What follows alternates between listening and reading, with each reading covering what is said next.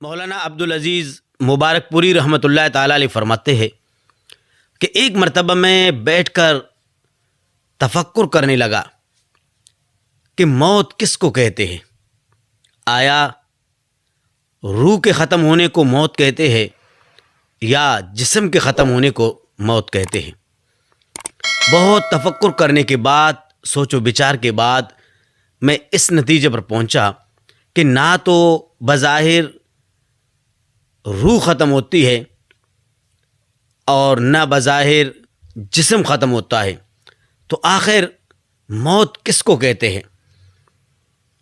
تو بعد میں مجھ پر یہ بات ظاہر ہوئی کہ موت کہتے ہیں ان دونوں کے جدا ہونے کو، ان دونوں کے نا اتفاقی کو موت کہتے ہیں۔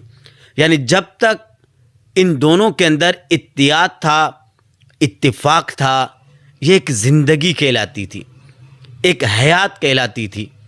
جیسے ہی ان دونوں کے اندر جدائی آ گئی، اب ان پر جو واقعہ ہوا اسے موت کہتے ہیں۔ بلا تشبیہ جب تک میاں بیوی کے اندر، بھائی بھائی کے اندر یا قوموں کے اندر اتفاق ہے، اتحاد ہے، تو یہ ایک زندہ قوم، زندہ خاندان اور زندہ فیملی کہلاتے ہیں۔ جیسے ہی ان کے اندر نا اتفاقی آ جاتی ہے، جدائی آ جاتی ہے، تو ان پر موت طاری ہوتی ہے۔